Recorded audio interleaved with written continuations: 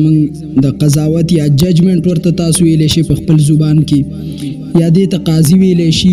قاضي به کم انسان تاسو ګرځوي، تاسو به کم قاضي ته فیصله وړي، کم انسان قاضي جوړېدی شي، د قاضي احکام څه دي، دا ټول مسائل به په ترتیب سره بیان کما. دلته مختصرا پاولنی درس کې تاسو توجه راګرځول غواړم. هغه د نبی علی السلام په یو حدیث سره چې پاغي کې موږ ته وعید راکړل. د الله نبی فرمای قاضی درې قسمه د رسول الله علیه الصلاۃ والسلام په نسبت جج یا قاضی د دې تقسیم درې قسمه خلکو ته کیږي. قاضیان فی النار، دو قاضیان چې دي دا اور تزي، په دریو قاضیانو کې به دوه اور تزي، د اور مستحق دي د دینه بچ کېدل. وقاضین فی الجنه، د الله نبی فرمایي چې یو قاضی به جنتی. ایو قاضی جنتی څوک دی؟ رجل علم الحق فقضى به فهو في الجنه. سړی دی او قاضی دی،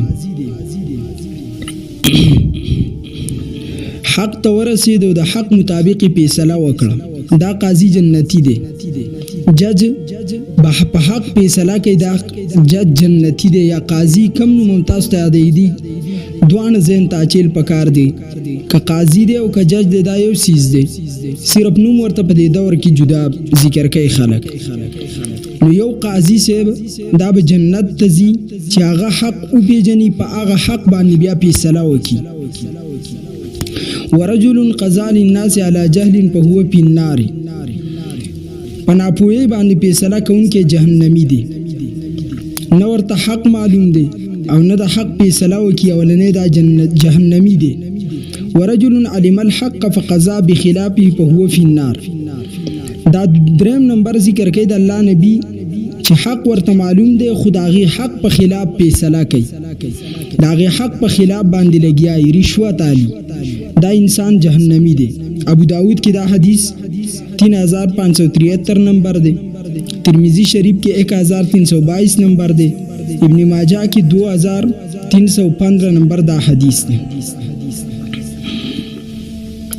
زمنګ د فقه مطابق فقه حنفی کم چې دا به ذکر شي تاسو ته د ججمنت په باره کې یا د قضا په باره کې، چې پرسنل لا په پاکستان کې فقه حنفی رایج العمل دا ان تر دې چې د دنیا په تمامو خطو کې اکثر دا رایج العمل دا. په دې کې دي چې عالم به قاضي جوړي، علم د قرآن سنت ورسه دی.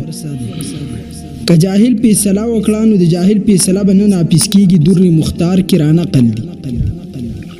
نو دې حدیث نه زموږ د فقه دا مسله راوتې ده، عالم به قاضي، جاهل فیصله کوي، د جاهل فیصله به نافذ کېږي. نو دویم نمبر د قاضي دپاره لازمي څیز څه شی دی؟ د دواړو اړخو فیصله اورېدل دي په آرام او اطمینان سره. کله چې ته کښېنې او تا ته فیصله راله نو په آرام او اطمینان سره به ته تمامو خلکو فیصله ته واوري. رسول الله علیه السلام علي ته فرمایي اذا تقاضى الیک رجلان فلا تقضي للاول حتى تسمع كلام الاخر. علي کتا ته چرته څوک دوه کسان فیصله راوړي، ته به فیصله تر هغې پورې نه کوې چې د یو کلام دی اورېدلی او فوري فیصله ناپیس کړي. نه، دا قاضي نه دی. قاضي ججمنت دا به د دواړو فریقې فیصله واوري. فسوف تدري کیف تقضي، فیصله به تر هغې پورې نه کوي دا قاضي صاحب چې ده ته معلومه نه وي چې فیصله څه ده. یو دعوه وکړه او تا فوراً د هغه په حق کې فیصله ورکړه، بل لا خپله خبره نه ده کړې، نو تا ته څه پته ولګېده چې فیصله په څه باره کې ده د الله نبي وایي. نو قاضي صاحب به دواړه اړخ فیصله واوري، ښه په برابر طریقه باندې به اوري، او په قاضي باندې د اورېدو حکم واجب دی. قاضي به فیصله اوري، د اورېدو نه مخکې به فریقین دې ته نه پرېږدي چې یا جګړه شروع شي یا فیصله په یو باندې دا نافذ کړي، نه دواړه به واوري. په قاضي اورېدل واجب دی. هدایه کې 88 صفحه 3 نمبر جلد کې ده. دغه شان یو بل فیصله، یو بل اصول نبی علیه السلام بیانوي، لا یقضین حکم بین اثنین وهو غضبان. حاکم صاحب قاضی ناس د دا به فیصله تر هغې پورې نه کوي چې د جذبات قابو کې نه وي. مطلب دا چې د غصې په وخت کې به فیصله دا نه کوي ځکه په غصې په وخت کې انسان باندې دوه حالات راځي، سترګې لندېږي، غوږونه کڼېږي، حق طرف ته دی بیا نه ځي. نو په دې حالاتو کې به قاضي صاحب فیصله نه کوي، دا خپل دماغ یخ صفا ساتي. زمونږ د فقه حنفي حکم دا دی چې راجح دا ده چې د غضب د لوږې په وخت کې، ځکه د لوږم چې انساني د هغه دماغ پوره په کنټرول کې نه وي، د تندې په وخت کې یا دغه شان د خوب په حالت کې، د بیماری په حالت کې فیصله چاته کول دا مکروه تحریمی ده. فتح القدیر 331 صفحه جلد نمبر 6 کې دا ده. نو تاسو به قاضي صاحب به غضب کنټرول ساتي، خپل خېټه به برابر ساتي، خوراک خپل تند اوبه به برابر ساتي، یعنی اوبه بسکی. د خوب په حالت کې بنئ دماغ به بالکل فرش صفای، د بیماری په حالت کې بنئ. او که چېرته په دې حالاتو کې قاضي صاحب فیصله وکړه، فیصله به مکروه تحریمی ګرځولی شي. نو دا شو قاضي ججمنٹ، دا د څو خبرونو منع دی، د غضب نه، د لوږې نه، د تندې نه، د خوب نه، د بیماری د حالت نه. سلورم نمبر پیغمبر علیہ السلام فرمائی لعن اللہ الراشی والمرتشی، دا اللہ جل جلالہ لعنت دے پر رشوت ورکون کی او پاغستون کی. رشوت نه فیصله مردود کیږي، رد بکړي شي، دا فیصله به ختم کړي شي، او دا قاضي به فاسق ګڼلی شي، دا جج به فاسق ګڼلی شي. بدایع الصنایع 4 جلد 7 نمبر. او دا حدیث مبارک دے پا ابو داود کی 3580 او پا ترمیزی کی دے 1337. نو صحیح خبر ادا دا کہ قاضی سے با دا چان رشوت نالی، دا غشان دو پیسلا کون کی با پا دیو کی با یو مخ کی واضح دا قاضی سے بسنا ملاوی دا دی حدیث مطابق. گنی دے کی معبین کی دا بل پزلے کی دیر دیر شکوک و شبہات رازی. 5 نمبر قاضی صاحب چې کله فیصله کوي، دوه کسان رال په کم اصول به شروع کوي. حدیث مبارک دی، مشهور حدیث دی، د نبی علیہ السلام بهقی کی، ترمذی کی صحیح حدیث دی. نبی علیہ السلام فرمائے البینۃ علی المدعی والیمین علی من انکر، ثبوت پیش کول چې دا د مدعی په ذمہ باندې دي، قسم خوراک چې دی دا د انکار کوونکی په ذمہ باندې دی. دا یو تفصیلی مبحث مسئله ده، په دې باندې به تفصیل کو. صرف دلته دومره ده چې اول به مدعی چې دعوه کړ، دا به په خپل دعوه باندې گواهان دلایل راوړي.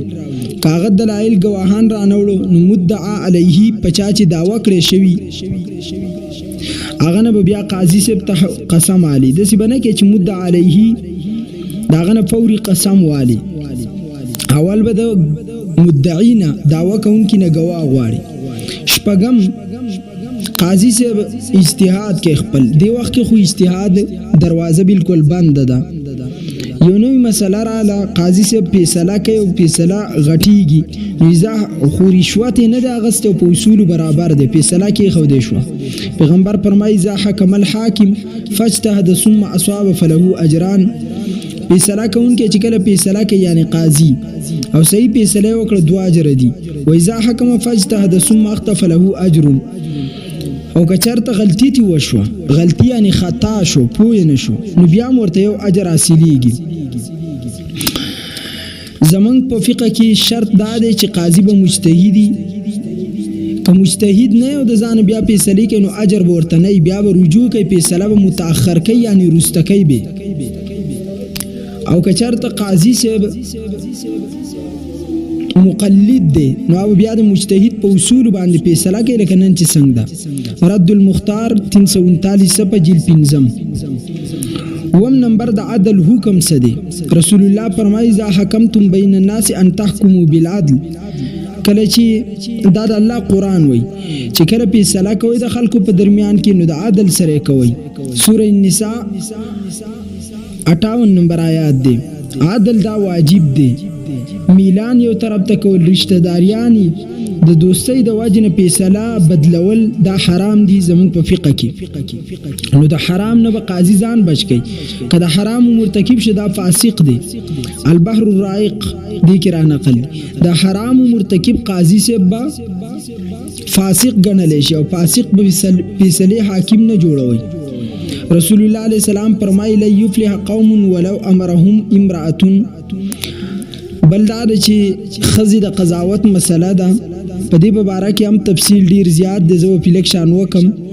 هغه قوم چرته نه کامیابیږي چې د کم قوم مشري ښځه کوي، یعنی منګه جج